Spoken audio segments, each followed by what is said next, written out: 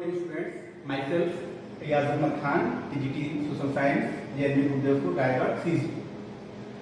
बच्चों, आज हम क्लास 7 के सब्जेक्ट सोशल साइंस में सिविक्स के अंतर्गत हम लोग चैप्टर 6 अंडरस्टैंडिंग मीडिया के बारे में अध्ययन करेंगे।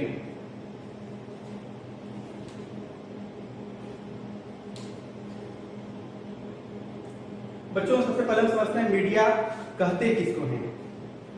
मीडिया जो वर्ड है वह मीडियम वर्ड का प्लूरल फॉर्म है, यानी मीडियम का अर्थ होता है माध्यम। जैसे हम और आप, हम लोगों के बीच में एयर जो है एक मीडियम का काम करता है, और जो वैसे ही मीडिया वो माध्यम होता है जिसके द्वारा हम अपनी बात को, अपने संदेश को, अपने विचारों को दूसरे तक पहुंचाते हैं। बच्चों, आप लोग टीवी देखते होंगे, रेडियो सुनते होंगे, न्यूज़पेपर पढ़ते होंगे और इंटरनेट का इस्तेमाल करते होंगे डेली लाइफ में। ये सारे जो चीजें हैं, आपका फेवरेट प्रोग्राम टीवी पर कौन सा है, आपका कौन सा रेडियो प्रोग्राम सुनना पसंद करते हैं, या कौन सा न्यूज़पेपर पढ़ना पसंद करते हैं, और उनके द्वारा जो मैसेज, जो बातें, जो संदेश आप तक पहुंचाया जाता है, जो इन्फॉर्मेशन शेयर किया जाता है, ये सारी चीजें, ये सारी बातें अगर एक कॉमन वर्ड के द्वारा अगर बताया जाए, एक नॉर्मल शब्द के द्वारा, तो वह वर्ड आता है मीडिया। यानी मीडिया वह वर्ड है जिसके द्वारा, मीडिया वह चीज है जिसके द्वारा हम अपने विचारों को दूसरे तक पहुंचा सकते हैं, या दूसरे के विचारों को हम तक पहुंचाया जा सकता है। अब यह मीडिया जो है वह दो तरह का हो सकता है, 1 to 1 हो सकता है। जैसे media refer to all means of communication, everything ranging from a phone call to the evening news on TV can be called media।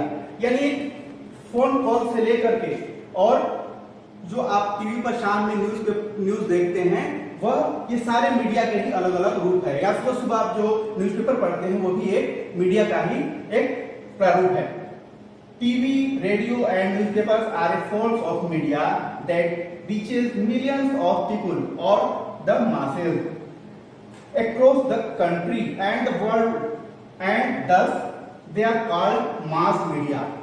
बच्चों जैसे कि हम जानते हैं कि हम फोन करते हैं या किसी से मोबाइल पे बात करते हैं, तो वह 1 to 1 होता है, यानी एक और दूसरे के बीच में होता है। लेकिन जो टीवी है या रेडियो है या इंटरनेट है या न्यूज़पेपर है, इसके द्वारा हम बहुत सारे लोगों तक बहुत ही कम समय में हम अपने बातों को पहुंचा सकते हैं। और ये जो साधन है, ये जो चीजें हैं, ये कहलाती हैं मास मीडिया। मास यानी बहुत सारे लोग। अगर बहुत सारे लोगों तक हम अपनी बातों को कम समय में और ज्यादा इफेक्टिवली और ज्यादा जल्दी तक से पहुंचाना चाहें, तो उसके लिए हम रेडियो, टेलीविजन, न्यूज़पेपर, और आजकल तो आप जानते हैं इंटरनेट का इस्तेमाल हो रहा है, और इंटरनेट के द्वारा हम दुनिया में कहीं भी अपनी बातों को बहुत जल्दी शेयर कर सकते हैं, व्हाट्सएप के द्वारा, फेसबुक के द्वारा, यूट्यूब के द्वारा। और ये जो चीजें हैं ये कहलाती हैं मास मीडिया। अब समझ के मास मीडिया क्या है? मास मीडिया वह साधन है जिसके द्वारा हम मिलियंस ऑफ द पीपल्स, यानी बहुत सारे लोगों तक अपनी बातों को कम समय में पहुंचा सकते हैं। स्टूडेंट्स, अब हम नेक्स्ट स्लाइड में फॉर्म्स ऑफ मीडिया को देखते हैं। मीडिया के कितने प्रकार होते हैं? जब हम इस फ्लो चार्ट को देखते हैं तो इससे पता चलता है कि मीडिया के मेनली दो भागों में हम मीडिया को डिवाइड कर सकते हैं। पहला भाग इसका इलेक्ट्रॉनिक मीडिया और दूसरा प्रिंट मीडिया। इलेक्ट्रॉनिक मीडिया में TV, radio, mobile, internet, computer आदि आते हैं, जबकि प्रिंट मीडिया के अंतर्गत हमें न्यूज़पेपर और मैगजीन। यानी इलेक्ट्रॉनिक मीडिया वह मीडिया जिसमें हम किसी भी इलेक्ट्रॉनिक डिवाइस के द्वारा, चाहे वो इलेक्ट्रॉनिक डिवाइस मोबाइल हो, कंप्यूटर हो, इंटरनेट हो, रेडियो हो, जिसके द्वारा हम अपने संदेशों को पहुंचाते हैं या अपने विचारों को रखते हैं या बातों को दूसरों तक पहुंचाते हैं, उसे हम इलेक्ट्रॉनिक मीडिया के नाम से जानते हैं। दूसरा आता है प्रिंट मीडिया।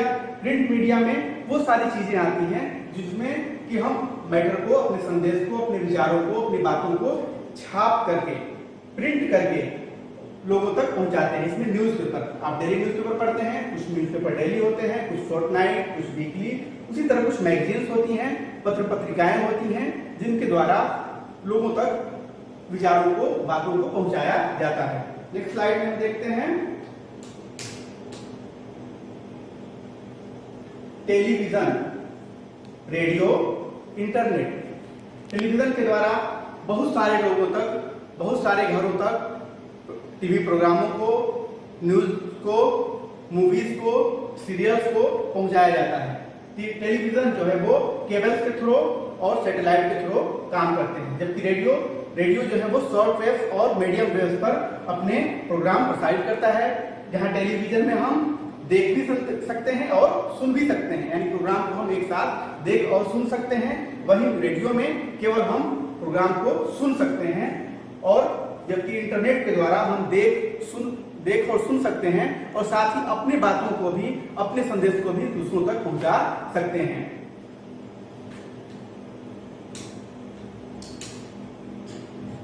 आप देख सकते हैं ये मैगजीन, ये और ये न्यूज़पेपर हैं, ये सब आएंगे प्रिंट मीडिया के अंतर्गत। स्लाइड में हम देखते हैं मीडिया एंड टेक्नोलॉजी, यानी मीडिया और टेक्नोलॉजी के बीच में क्या कनेक्शन है, क्या रिलेशन है, इसको हम समझने का कुछ प्रयास करते हैं।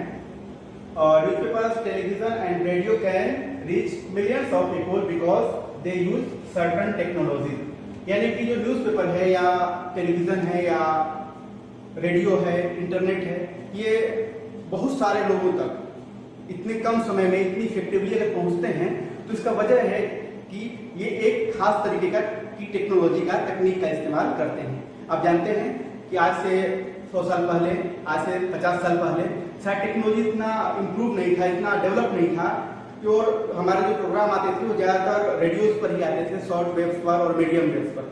और जब हम रेडियो ट्यून करते थे तो शायद साउंड की क्लियरिटी उतनी अच्छी नहीं होती थी, प्रोग्राम का ड्यूरेशन भी ज़्यादा लंबा नहीं होता था, और हमारे पास बहुत लिमिटेड प्रोग्राम आ पाते थे, और टेक्नोलॉजी ज़्यादा वाइड स्प्रेड नहीं थी, इतना ज़्यादा फैली हुई नहीं थी, सारे लोगों के पास टेक्नोलॉजी नहीं होती थी। ज़्यादातर अमीर देशों के पास, बड़े लोगों के पास ही जो टेक्नोलॉजी होती थी, और यही कारण था कि मीडिया का उतना ज़्यादा स्कोप नहीं था। उसमें ज़्यादातर रेडियो प्रोग्राम्स आते थे। और जब शुरू में 90s के दशक में जब टेलीविजन और इंटरनेट का दौर आया, टेलीविजन ने शुरू में जब टेलीविजन का जब दौर आया तो उसमें केवल ब्लैक एंड व्हाइट पिक्चर्स या ब्लैक एंड व्हाइट प्रोग्राम ही आते थे, प्रोग्राम भी बहुत लिमिटेड होते थे। फिर जैसे जैसे टेक्नोलॉजी ने इम्प्रूव किया और हमारे पास सीडी आए, डीवीडी आए, पेन ड्राइव, अब डिजिटल मीडिया का दौर है, जहां हम इंटरनेट के द्वारा लाखों लोग एक साथ कम्युनिकेट कर सकते हैं। मीडिया बहुत सारे लोगों तक फैल गई, आज घरों घरों तक हम छोटे से छोटा, अमीर से अमीर और गरीब से बड़े से बड़ा, अमीर से अमीर और गरीब से गरीब व्यक्ति के बीच में आसानी से हम कम्युनिकेशन कर ले रहे हैं, क्योंकि technology day by day improve हो रही है। नई नई टेक्नोलॉजीज आ रही हैं। जहाँ तक टेलीविजन का सवाल है, टेलीविजन में जो है वो सैटेलाइट का इस्तेमाल हो रहा है, केबल का इस्तेमाल हो रहा है, और टेलीविजन में बेहतर light and sound system, news radio के लिए न्यूज एंकर आते हैं, स्टूडियो होता है, उनके रिपोर्टर्स होते हैं। और जैसे जैसे टेक्नोलॉजी इम्प्रूव किया है, मीडिया ने अपने पैर पसारना शुरू किया है, मीडिया का स्कोप बढ़ा है, वैसे वैसे उनका खर्चा भी बढ़ा है। कहते हैं technology does more than this, it also change the way in which we think about our life. Technology ने केवल मीडिया को प्रसार ही नहीं दिया है, बल्कि उसने हमारे जीवन को भी चेंज कर दिया, हमारे दृष्टिकोण को, हमारे सोचने समझने की शक्ति को। हम क्या सोचेंगे, हम हमारे क्या काम होंगे, हम कैसे रिएक्ट करेंगे, ये सारी चीजें भी टेक्नोलॉजी ने काफी हद तक बदल दिया है। नेक्स्ट स्लाइड में देखते हैं, television has enabled us to think of ourself as member of a larger global world. यानी कि जो टेलीविजन है, जो टेलीविजन ने क्या कर दिया है, हमें पूरी दुनिया का एक मेंबर बना दिया है, एक सदस्य बना दिया है। ऐसा लगता है कि एक पूरा जो है संसार जो है एक गांव हो गया है, एक विलेज हो गया है, और हम उससे जुड़ गए हैं। टेलीविजन के द्वारा हम यहाँ बैठे बैठे दूर अमेरिका में, यूरोप में, कनाडा में, ऑस्ट्रेलिया में जो प्रोग्राम्स होते हैं, जापान में, उनको हम देख पाते हैं। जो हमारे टेलीविजन पर जो कार्टून चैनल्स आते हैं, कार्टून शोज आते हैं, लाइव शोज आते हैं, वो सारे न्यूज रिपोर्टिंग आती है। अमेरिका में कोई स्टॉर्म आता है, उसका भी न्यूज हम टेलीविजन पर बहुत ही कम समय में और बहुत आसानी से देख पाते हैं। और इसका कारण क्या है? टेक्नोलॉजी। टेक्नोलॉजी ने हमें एक ग्लोबल सिटीजन बना दिया है। नेक्स्ट में हम देखते हैं, television images travel huge distances through satellite and cables. पहले जो था वो टेलीविजन का इतना ज़्यादा स्कोप नहीं था, लेकिन जैसे जैसे सैटेलाइट्स की संख्या बढ़ती गई और सैटेलाइट्स ने जो है वो टेलीविजन के प्रोग्रामों की संख्या बढ़ा दी। अब हम देखिए किस तरीके से मीडिया के इंप्रूव होने के बाद जो है अलग अलग जो मीडिया हाउसेस हैं, मीडिया हाउसेस किस तरीके से लोग काम करते हैं। एक न्यूज एंकर है जो न्यूज रिपोर्ट को रीड करती है, न्यूज कैमरे के सामने आकर के न्यूज को पढ़ती है, लोगों तक न्यूज को समाचार को पहुंचाती है और बाकी लोग उसको सपोर्ट करते हैं। कोई एडिटिंग करता है, कोई उसको सिग्नल इंप्रूव करता है, कोई उसको पहुंचाता है, टेलीकास्ट करता है। इस तरीके से अलग अलग बहुत सारे लोग मिलकर के एक न्यूज जो है वो चैनल को चलाते हैं। उसमें कोई रिपोर्टर होता है, कोई फोटोग्राफर होता है, कोई कैमरा पर्सन होता है और कोई न्यूज को एडिट करता है और तब जाकर के वो रिफाइन होने के बाद न्यूज एंकर उस न्यूज को लोगों तक पहुंचाते हैं, न्यूज को पढ़ करके। और उस न्यूज को सैटेलाइट के द्वारा जो है वो घरों में बैठे हम करोड़ों दर्शकों तक उसको पहुंचाया जाता है। इस तरीके से इस सारे प्रोसेस में बहुत सारे जो है वो पैसे खर्च होते हैं। The technology that mass media uses keeps changing, और जैसा कि हमने बताया कि लगातार चेंज हो रहा है, जो मीडिया है वो लगातार चेंज हो रहा है। जैसे जैसे टेक्नोलॉजी बदलती जा रही है, मीडिया का स्वरूप भी बदलता जा रहा है। पहले जो मीडिया होता था, मास मीडिया होता था, उसमें केवल वन वे कम्युनिकेशन होता था। टेलीविजन हो या रेडियो हो या न्यूज़पेपर हो, उसमें केवल एक तरफ से उधर से जो बातें आपको बताई जाती थी, जो इन्फॉर्मेशन, जो सूचनाएं, जो न्यूज दिए जाते थे उसको आप देख सकते थे, लेकिन आपका रिएक्शन उसमें नहीं आ पाता था। लेकिन जैसे जैसे टेक्नोलॉजी ने इंप्रूव किया है, अब सोशल मीडिया है, व्हाट्सएप है, फेसबुक है, इसमें न केवल उनके विचारों को हम जान सकते हैं बल्कि हम खुद अपने विचारों को भी उनसे साझा कर सकते हैं, शेयर कर सकते हैं, वीडियो बना करके यूट्यूब में अपलोड कर सकते हैं। The technologies that mass media use keep changing and so a lot of money is spend on getting the latest technology. अब बात आती है कि जब मीडिया में इतने सारे सुधार हो रहे हैं, इतने सारे बदलाव हो रहे हैं और मीडिया इंप्रूव कर जा रहा है, एक ओल्ड मीडिया से अब न्यू मीडिया के एरा में हम लोग आ गए हैं, जहां पर डिजिटल मीडिया का प्लेटफॉर्म अवेलेबल है, चाहे ट्विटर हो, फेसबुक हो, व्हाट्सएप हो। ऐसे में जब ये तेजी से फैल रहा है, इसके लिए बहुत सारे पैसे की भी जरूरत होती है। आप जानते हैं, जो आप न्यूज प्रोग्राम आप अपने घरों में देखते हैं टेलीविजन पर, वह न्यूज चैनल जो है उसको चलाने के लिए बहुत सारे करोड़ों रुपए की जरूरत पड़ती है, क्योंकि उसमें एक अच्छा कैमरा होता है, एक साउंड रिकॉर्डर की जरूरत पड़ती है, सैटेलाइट सिग्नल्स की जरूरत पड़ती है, उसमें न्यूज को एडिट करने वाले लोगों की जरूरत, प्रोफेशनल लोगों की जरूरत पड़ती है, न्यूज रिपोर्टर की जरूरत पड़ती है जो ग्राउंड पर जा करके और हमारे आपके बीच में आकर के न्यूज को कवर करते हैं, उसको रिपोर्ट करते हैं। वहाँ उनके साथ एक कैमरा पर्सन होता है जो कैमरे में घटनाओं को रिकॉर्ड करता है। और इन सब चीजों में उनको बहुत सारे ह्यूमन रिसोर्सेज, चाहे कैमरा पर्सन हो, न्यूज रिपोर्टर हो या कोई एडिटर हो या जो न्यूज स्पोक्स पर्सन हो, जिसको हम एंकर बोलते हैं, न्यूज एंकर, और इनको बहुत ज्यादा पैसा देना पड़ता है और टेक्नोलॉजी पर भी हमें बहुत सारा पैसा खर्च करना पड़ता है। इसलिए इनको बहुत सारे पैसे की जरूरत पड़ती है। A lot of money is spent, इस पर खर्च होता है। Due to this cost, the mass media needs a great deal of money to do its work. अब जो मास मीडिया है, यानी जो टेलीविजन है या न्यूज़पेपर है, इसको रन करने के लिए, इसको चलाने के लिए हमें बहुत सारे पैसे की जरूरत पड़ती है, जिसके द्वारा इनका संचालन किया जाता है। मीडिया और मनी, यानी मीडिया और पैसे के बीच में बहुत गहरा संबंध है और मीडिया को चलाने के लिए बहुत ज्यादा पैसे की जरूरत पड़ती है। यही कारण है जो मीडिया में मीडिया जो है वो या तो किसी बड़े बिजनेस हाउसेस से जुड़े होते हैं, किसी कारपोरेट सेक्टर से जुड़े होते हैं, बड़े उद्योगपतियों से जुड़े होते हैं, क्योंकि ये करोड़ों रुपए आम लोगों के बस की बात नहीं है। जो साधारण रिपोर्टर हैं या जो साधारण न्यूज रिपोर्टर हैं, वो एक बड़े मीडिया हाउस को रन कर सके। इसलिए जो बड़े बड़े जो मीडिया हाउसेस हम देखते हैं जो टेलीविजन पर, जिनका प्राइम शो चलता है, दिन भर 24 आवर्स न्यूज पब्लिश होता रहता है, उनका ब्रॉडकास्ट होता है, तो वो उनको चलाने के लिए बहुत सारे पैसों की जरूरत होती है। इसलिए जो बड़े लोग होते हैं वही इनको चलाते हैं और इनका संबंध पॉलिटिकल इससे भी होता है, एस्पेक्ट से भी होता है।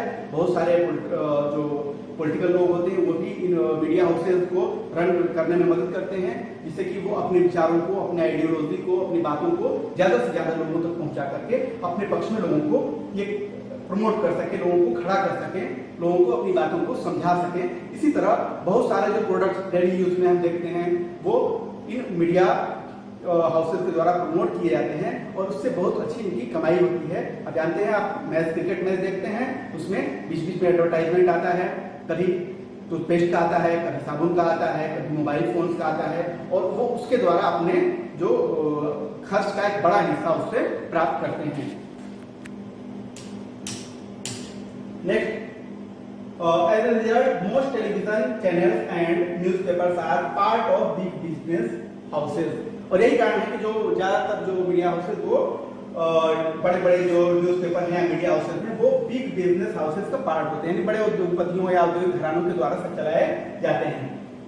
मास media is constantly thinking of ways to make money by advertising different things like cars, chocolates, clothes, mobile phone etcetera etcetera.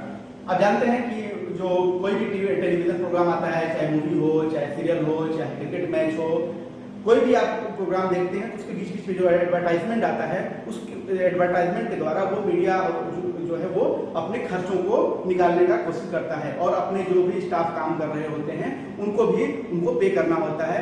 इसलिए ये इसके द्वारा एडवर्टाइजमेंट के द्वारा उनको उसका एक बड़ा हिस्सा प्राप्त हो जाता है।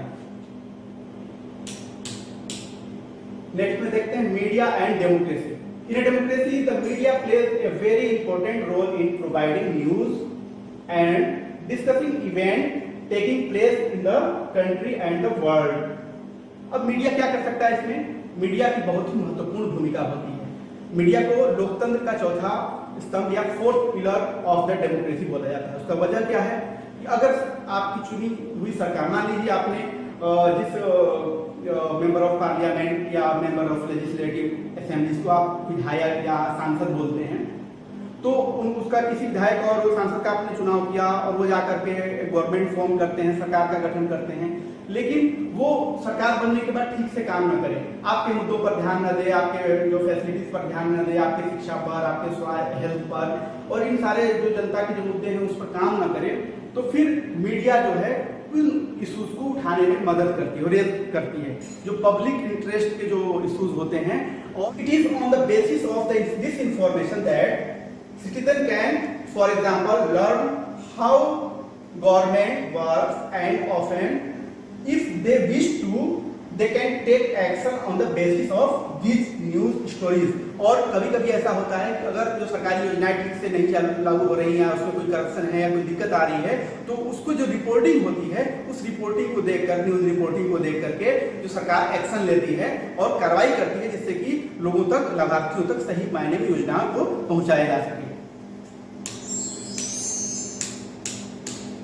अब इसी के अगले इसमें देखते हैं some of the ways in which they can do this is by writing letters to the concern minister, organizing a public protest, starting a signature campaign, asking the government to rethink its program etcetera etcetera. इसमें हम देखते हैं कि अब protest कैसे कर सकते हैं लोग जो है वो गवर्नमेंट को लेटर लिख सकते हैं, अपने जो उनके मंत्री हैं या विधायक हैं या सांसद महोदय को एक लेटर से लिख सकते हैं कि हमारे यहाँ, हमारे गांव में पानी की किल्लत है, पीने का साफ पानी नहीं है, या हमारे जो नजदीकी जो स्वास्थ्य केंद्र है वहाँ पर समुचित सुविधाएं नहीं है, डॉक्टर नहीं है, मेडिसिन नहीं है, या हमारे जो विद्यालय है वहाँ पर सही मायने में बच्चों को पढ़ने के लिए सारी सुविधाएं नहीं है। और इसकी जब रिपोर्टिंग जब मीडिया में की जाती है तब पता चलता है कि स्कूल में क्या व्यवस्था है, या चिकित्सा में या हॉस्पिटल में क्या चीज सुविधाएं नहीं है, तो या फिर गांव के लोगों के पास पानी पीने का है कि नहीं है, इलेक्ट्रिसिटी है कि नहीं। इस सब के बारे में लोग किस तरीके से सिग्नेचर अभियान के द्वारा, यानी लोग, बहुत सारे लोग जब मीडिया में इस बात को रिपोर्ट को देखते हैं तो सिग्नेचर कैंपेन करते हैं। उस सिग्नेचर कैंपेन के द्वारा अपना मत ये करते हैं कि ये समस्या है और इसको एड्रेस किया जाना चाहिए। उसके अलावा वो प्रोटेस्ट के लिए धरना प्रदर्शन भी कर सकते हैं, इसमें कि पब्लिक प्रोटेस्ट इसको बोलते हैं। और इसके अलावा वो मीडिया के द्वारा सरकार से डिमांड भी कर सकते हैं। अगर कोई उनको दिक्कत आ रही है और वो उनकी प्रॉब्लम सोल्व नहीं हो पा रही है तो वो मीडिया में इंटरव्यू के द्वारा अपने बड़े नेताओं तक, जनप्रतिनिधियों तक अपनी बात को पहुंचा सकते हैं, जिससे कि सरकार पर दबाव बनता है। यही कारण है कि मीडिया को लोकतंत्र का फोर्थ पिलर या चौथा स्तंभ कहा जाता है। नेक्स्ट देखते हैं, given the role that the media plays in providing information, it is important that the information be balanced. अब बात आती है कि मीडिया जो रिपोर्टिंग करती है वो रिपोर्टिंग कैसी हो, रिपोर्टिंग कितना जो है वो संतुलित होना चाहिए, एक तरफा वन साइडेड रिपोर्टिंग नहीं होना चाहिए। किसी भी चीज मुद्दे को आप अलग अलग नजरिए से देख सकते हैं, लेकिन मीडिया का काम है कि वो सारी बातों को स्पष्ट रूप से वो उसको कवर करे और जनता के ऊपर छोड़ दे, जनता उसको किस तरीके से रिएक्ट करती है। जैसे हम इसका एक एग्जांपल देते हैं आपको, a balanced report is one that discusses all points of views of a particular story and then leaves it to the readers to make up their minds. यानी क्या करना चाहिए मीडिया को, मीडिया को जो मुद्दा है, जो कोई इशू है, उसके सारे पॉइंट को, सारे एस्पेक्ट को, सारे पहलुओं को जनता के समक्ष रख देना चाहिए। अब जनता के ऊपर छोड़ देना चाहिए कि जनता क्या सोचती है उसके बारे में। ऐसा नहीं है किसी एक पक्ष को आप रख करके और जबरदस्ती जनता के बीच में, उनके थॉट्स में, उनके माइंड में एक तरीके से आप तैयार कर रहे हैं, माइंड उनका जो माइंड सेटअप करें, ये मीडिया का काम नहीं। मीडिया का काम है जनता के सामने दोनों पक्षों की बात को पूरा सही रख देना।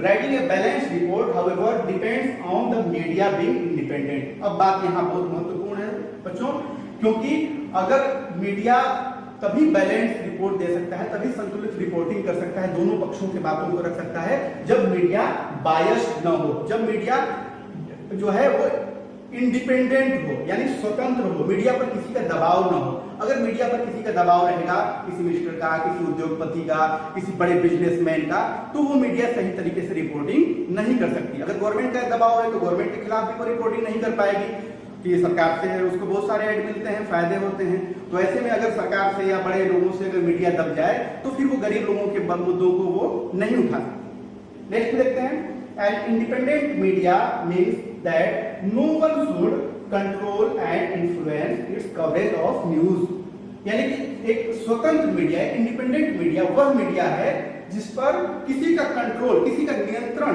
या किसी का इन्फ्लुएंस, किसी का प्रभाव नहीं होना चाहिए। यानी मीडिया किसी के दबाव में नहीं होना चाहिए, किसी के प्रभाव में नहीं आना चाहिए, उसे खुद से रिपोर्टिंग करना चाहिए और एक बैलेंस रिपोर्टिंग करना चाहिए।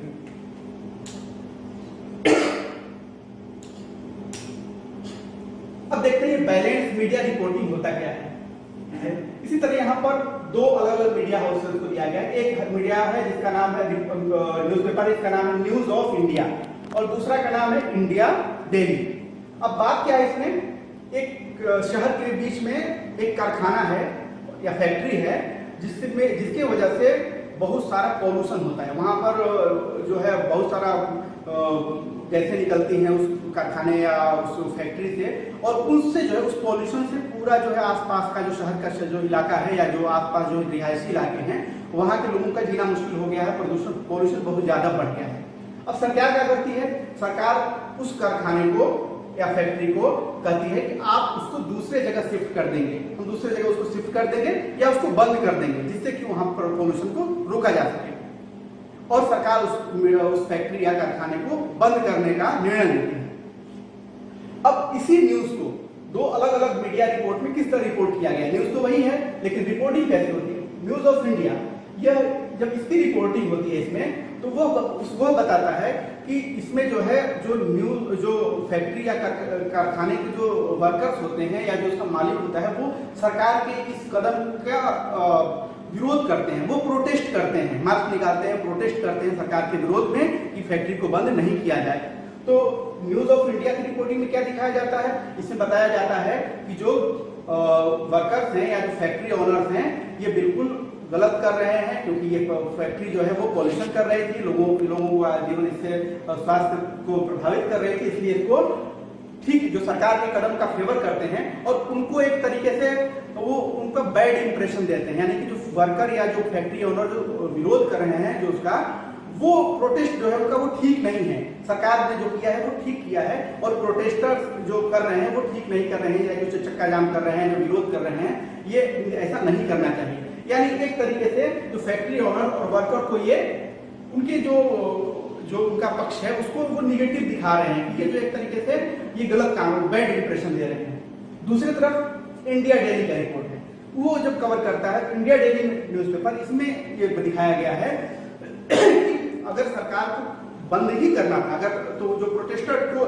के प्रति इनके मन सिंपैथी है, इसमें ये दिखाया गया है कि किस तरीके से अगर ये फैक्ट्री या कारखाना बंद कर दिया जाता है तो बहुत सारे वर्कर जो है वो बेरोजगार हो जाएंगे, उनका जो है आजीविका छिन जाएगी, वो डेली खाने पीने की उनकी जरूरतें फैमिली की पूरी नहीं हो पाएगी, सब बेरोजगार हो जाएंगे। और इसलिए फैक्ट्री को बंद करने की जगह कहीं और शिफ्ट कर देना चाहिए था, और पहले जब कहीं शिफ्ट जगह चुन करके शिफ्ट करके उसके बाद इसको ये करना चाहिए। इस तरीके से बंद करना ठीक नहीं है।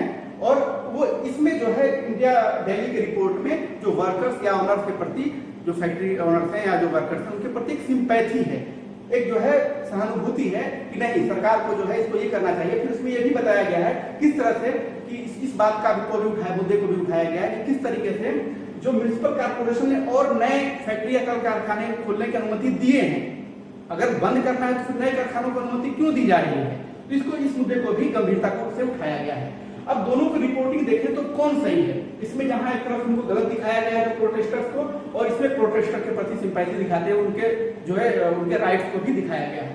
तो अगर इसमें हम देखें बच्चों तो इसमें दोनों को अगर हम मिक्स कर दें, एक ये पक्ष है और ये इनका पक्ष है, दोनों पक्ष को अगर एक साथ, अगर न तो ये बैलेंस रिपोर्टिंग है न तो ये बैलेंस रिपोर्टिंग है, यानी सरकार का पक्ष भी, लोगों के और जो वहां लोग रह रहे हैं उनका पक्ष भी, और साथ में जो फैक्ट्री ओनर्स या वर्कर्स उनके पक्ष भी, जब सबके पक्ष को हम एक साथ दिखाते हैं तब उसको हम कहते हैं balance reporting, that is called balance reporting. यानी बैलेंस रिपोर्टिंग वह है जिसमें किसी घटना के सारे पक्षों को हम दिखाने का प्रयास करते हैं, इसमें कोई बायसनेस नहीं होती, कोई पूर्वाग्रह नहीं होता, हम किसी के साथ कोई पक्षपात नहीं करते, किसी वन साइडेड नहीं होते, और जो भी मामला उसको पूरा डिटेल में हम रिपोर्टिंग कर देते हैं, और अपने व्यूअर्स पर, अपने जो दर्शक हैं, जो देखने वाले लोग हैं, वो जनता के ऊपर छोड़ देते हैं कि जनता उस पर क्या राय बनाती है। हम उनके जबरदस्ती उनके राय बनाने का काम नहीं करते। क्या मीडिया हमारी आज कर रही है? आज मीडिया कोई भी अपना ओपिनियन वो जनता को ओपिनियन बनाने का काम करती है, जबकि ये काम मीडिया का नहीं है। मीडिया का काम फैक्ट्स को दिखा देना, सारे जो है फैक्ट को दिखा देना होता है। इस तरीके से हम देखते हैं no one should tell the media what can be included and what should not be included in a news story। अब आगे बात यहाँ पे कि यानी कि कोई यह मीडिया को ये ना बताए कि क्या न्यूज में शामिल करना है और क्या नहीं करना है। होता क्या है बच्चों कि जो बड़े बिजनेसमैन हैं या जो बड़े कॉर्पोरेट घराने उद्योगपति हैं, वो नहीं चाहते कि उनकी कोई निगेटिव बात या उनकी ऐसी कोई न्यूज जो आए जिससे कि उनके प्रोडक्ट को या उनके बिजनेस को नुकसान पहुंचे। और यही बात सरकार भी चाहती है, गवर्नमेंट भी चाहती है कि उसके खिलाफ कोई भी निगेटिव ओपिनियन ना बने, कोई भी नकारात्मक चीजें ना आए, पब्लिक के बीच में उसका कोई निगेटिव इमेज ना आए। तो वो क्या करते हैं ऐसे में कि वो मीडिया पर प्रेशर करते हैं कि आप जो है वो जो हमारे लाइव न्यूज है, जो हमारे हमको ज्यादा अच्छा दिखाए वैसे न्यूज दिखाओ, वैसे न्यूज मत दिखाओ जिसमें कि हमारी कोई बदनामी हो, हमारा कोई बैड इमेज बने, बैड इंप्रेशन बने। ऐसे में क्या, और उसका वजह क्या है? वजह ये है कि जो बड़े बिग बिजनेस हाउसेज हैं वो मीडिया को बहुत सारा फंडिंग करते हैं, चंदा देते हैं, एडवर्टाइजमेंट देते हैं, गवर्नमेंट भी टाइम पे एडवर्टाइजमेंट देती है। तो इन सब के द्वारा वो मीडिया को कंट्रोल करने का प्रयास करते हैं। And independent media is important in a democracy. लेकिन आप जानते हैं बच्चों कि जो एक स्वतंत्र मीडिया या इंडिपेंडेंट मीडिया डेमोक्रेसी के लिए बहुत जरूरी है, और यही कारण कहा गया है कि जो media is the fourth pillar of democracy. Because क्योंकि अगर मीडिया स्वतंत्र नहीं होगी तो फिर गरीब लोगों, अमीर लोगों के, जब रिच वर्सेस पुअर, जब अमीरों के मुद्दे होंगे और गरीबों के, तो गरीब किसान मजदूरों के मुद्दे की जगह मीडिया जो है अमीरों के हित में मुद्दे को कवर करेगी, वो वन साइडेड करेगी।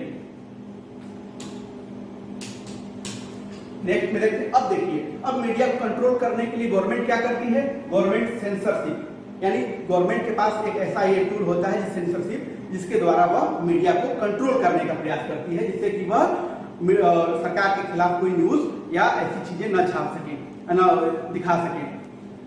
when the government prevents either a news item or scene from a movie or the lyrics of a song from being shared with the larger public, this is referred to as censorship.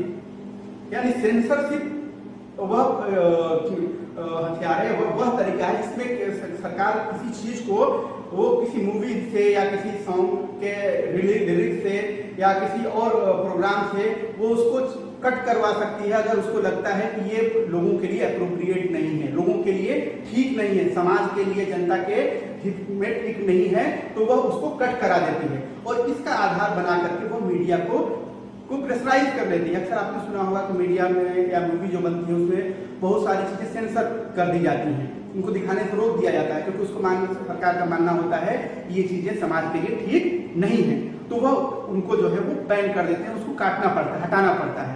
तो इसका इस्तेमाल करके वह media को control करने का प्रयास करते हैं। नेक्स्ट देखते हैं, while the government does continue to censor films, it does not really censor the media's coverage of news। जहां एक तरफ हम देखते हैं कि बड़ी आसानी से सरकार जो है वो फिल्मों पर, मूवीज पर जो है बड़े आसानी से सेंसर कर लेती है और उसके सीन्स को काटना पड़ता है, हटाना पड़ता है, छोटा करना पड़ता है। वहीं दूसरी तरफ न्यूज को जो है यानी कि जो समाचार चैनल माध्यम है या न्यूज चैनल्स हैं या न्यूज पेपर्स हैं उन पर सेंसर करना इतना आसान नहीं होता है सरकार के लिए, क्योंकि वह जनता के मुद्दों को कवर करते हैं। Despite the absence of censorship by the government, most newspapers nowadays still fail to provide a balanced story। लेकिन इस जो न्यूज पर या मीडिया हाउसेस पर सेंसरशिप के सही सेंसरशिप का सरकार द्वारा इस्तेमाल नहीं किया जाता है साधारण तौर पर, लेकिन जनरली इस्तेमाल नहीं होता है सेंसरशिप न्यूज चैनल्स पर या न्यूज पेपर्स पर। लेकिन इसके बावजूद भी हम देख रहे हैं कि जो न्यूज चैनल जिस तरीके से आजकल रिपोर्टिंग कर रहे हैं वो जो है वो ठीक तरीके से बैलेंस रिपोर्टिंग नहीं कर पा रहे हैं। The reason for this are complicated. Persons who research the media have said that this happens because business houses control the media। अब इसका वजह क्या है कि अगर सरकार सेंसर भी नहीं कर रही है फिर भी ये मीडिया हाउसेस बायसेस हो रहे हैं, ये जो है बैलेंस रिपोर्टिंग नहीं कर पा रहे हैं, तो उसका वजह जो रिसर्च करके जो लोगों ने बताया है उससे ये सामने आता है कि जो मीडिया पर बड़े बिजनेस हाउसेस या उद्योगपतियों या बड़े औद्योगिक घरानों का कंट्रोल रहता है। वो चूंकि उनको फंडिंग करते हैं, उनको एडवर्टाइजमेंट के लिए न्यू अपना प्रोडक्ट का एडवर्टाइजमेंट देते हैं और उससे उनको करोड़ों की आमदनी होती है। और जैसा कि हमने समझा था कि किस तरीके से आज मास मीडिया खासतौर से जो बड़े मीडिया हाउसेज हैं उनको रन करने के लिए बहुत सारी टेक्नोलॉजी और बहुत सारे पैसे की जरूरत होती है और इतना खर्चा तभी वो ये कर पाएंगे जबकि उनको फंडिंग मिलता है और फंडिंग इनको बिजनेस हाउसेस से मिलता है, इसलिए वो इनके दबाव में आ जाते हैं और बिजनेस हाउसेस के दबाव में आकर के मीडिया सही तरीके से बैलेंस रिपोर्टिंग नहीं कर पाती और ये वन साइडेड रिपोर्टिंग करती है। By focusing on particular issues, the media influences our thoughts, feelings and actions and bring those issues to our attention। अब मीडिया क्या करती है? मीडिया जो है किसी खास एस्पेक्ट को कवर करती है और हमारे खास तरीके से हमारे थॉट्स, हमारे विचारों को, फीलिंग्स एंड एक्शंस यानी हमारे विचारों को, हमारे भावनाओं को और हमारे जब हम कुछ सोचते हैं और वो हमसे हमारी भावनाएं आहत होती हैं या भावनाओं के साथ करके अटैच करके हमें इमोशनल करके वो उसे जो है इस तरीके से हमारा माइंडसेट तैयार कर देते हैं जैसे हम किसी प्रोडक्ट के बारे में अच्छा या बुरा सोचने लगते हैं। सपोज कीजिए किसी इतना अच्छे से एडवर्टाइजमेंट होता है, ऐसे तरीके से उसको ये किया जाता है कि उसके सारी खूबियों ही दिखाई जाती हैं और एक तरफ जो जितनी निगेटिव चीजें होती हैं उसको छिपा दी जाती हैं ताकि लोग उसके तरफ अट्रैक्टिव हो जाएं। ऐसे किसी प्रोडक्ट के साथ भी किया जा सकता है, किसी आइडियोलॉजी के साथ भी किया जा सकता है। Due to the significant influence place in our life and in shaping our thoughts, it is commonly said that the media set the agenda। ये काफी this is very important। Media sets the agenda. ये agenda क्या होता है? जो media जो है वो जैसा चाहती है, मीडिया को जैसा कहा जाता है, चाहे मीडिया बिजनेस हाउसेस की तरफ से या गवर्नमेंट की तरफ से, अलग अलग जो उनके प्रेशर ग्रुप्स होते हैं उनके द्वारा, कि जनता को इस तरीके से माइंडसेट तैयार करना है, तो उस न्यूज के उसी पहलू को, एक न्यूज को जैसे हमने देखा कि न्यूज के अलग अलग पहलू होते हैं, अलग अलग उसके डायमेंशंस होते हैं, तो उस डायमेंशन को, उस साइड को ज्यादा फोकस करते हैं जो जिसके लिए उन्हें प्रेशराइज किया जाता है, और अदर साइड जो उसका दूसरा पहलू होता है उस पर वो ध्यान नहीं देते। जैसे कोई फैशन वीक है, कोई फिल्म स्टार है, कोई क्रिकेट मैच है, उसको मीडिया बहुत ज्यादा तवज्जो देती है, बहुत ज्यादा कवरेज देती है। वहीं दूसरी तरफ कोई पीने के पानी की किल्लत है, गांव देहात में साफ सफाई कमी है, बीमारी फैली हुई है, हॉस्पिटल में कोई सुविधा नहीं है, एजुकेशन सिस्टम में बहुत सारा करप्शन है, वो उसको इतना महत्व नहीं देती, खास तौर से गरीब लोगों से जो जुड़े मुद्दे जुड़े होते हैं उनको ज्यादा हाईलाइट नहीं करती, और बल्कि दूसरी चीजों को जिनको ज्यादा, जिससे कि उनको अर्निंग होती है उस पर वो ज्यादा हाईलाइटेड करते हैं। सोशल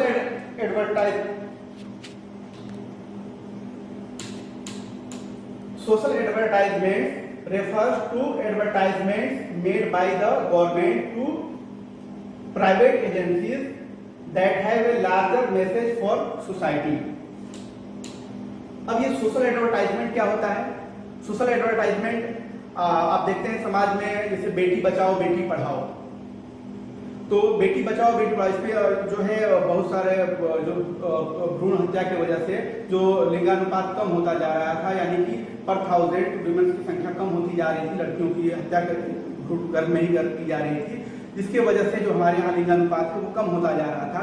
ऐसे में लोगों को बेटियों को पढ़ाने के, बेटियों को बचाने के लिए और उनको अच्छा एजुकेशन देने के लिए सरकार बेटी बचाओ बेटी पढ़ाओ का स्लोगन लेकर के आई। एक एडवर्टाइजमेंट आप देखते हैं न्यूज़पेपर पर, अलग अलग चैनल्स पर, अलग अलग होर्डिंग्स पर, उसमें सरकार इस तरीके से एडवर्टाइजमेंट करती है। उसी तरह जो एग्रीकल्चर सेक्टर में किसानों के वेलफेयर के लिए अलग अलग तरीके की स्कीम लाई जाती है, जैसे प्रधानमंत्री किसान योजना या किसान सम्मान योजना, इस तरीके से, और इसी तरह मजदूरों के लिए पेंशन, और ये सारी जो स्कीम्स होती हैं वो उसको सरकार जो है वो एक तरीके से एडवर्टाइज करती है, जिससे कि समाज में जागरूकता लाया जा सके। यानी कि लड़कियों, जैसे कि हमने बताया बेटी बचाओ बेटी पढ़ाओ का एग्जांपल दिया, इसमें लड़कियों को न मारने, घर में उनकी हत्या न करने, और उनको एक बेहतर परवरिश देने, उनको पढ़ाई लिखाई का अच्छा प्रबंध करने, उनका देख रेख केयर करने, इसके बारे में एडवर्टाइजमेंट दिया जाता है।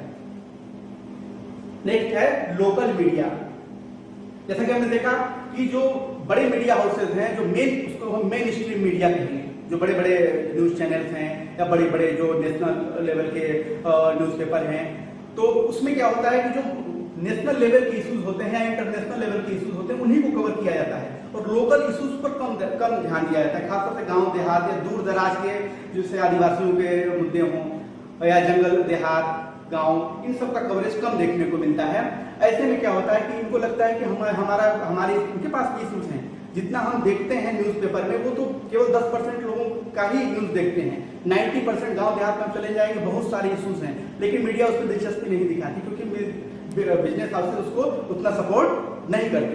जैसे पीने के गांव में अक्सर देखते हैं कि चाहे बुंदेलखंड हो या झारखंड के दूर दराज जो पलामू एरिया हो, या उड़ीसा का इलाका हो या राजस्थान का इलाका हो, बहुत सारे एरिया में पानी की बहुत किल्लत होती है, और ऐसे महाराष्ट्र का विदर्भ क्षेत्र हो, तो ये सब जो पानी की किल्लत होता है, और उसमें जो है बहुत लोग परेशान होते हैं, मिलों और कितने कितने किलोमीटर लोग पैदल जाते हैं, लेकिन इसको भी मीडिया थोड़ा बहुत कवरेज करती है, लोग भूखे मरते हैं, हमारे यहाँ माल न्यूट्रिशन की समस्या है, कुपोषण की समस्या है, पॉवर्टी है, गरीबी है, भूखमरी है, लेकिन इसको जो है मीडिया कवर करने के बजाय वो फैशन शो, फिल्म स्टार और क्रिकेट मैच, इसको ज्यादा लाइमलाइट में कवर करती है।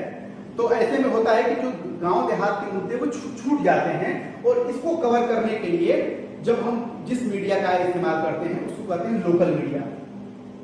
When mainstream media not interested in covering small issues that involve ordinary people and their daily lives, several local groups have come forward to start their own media.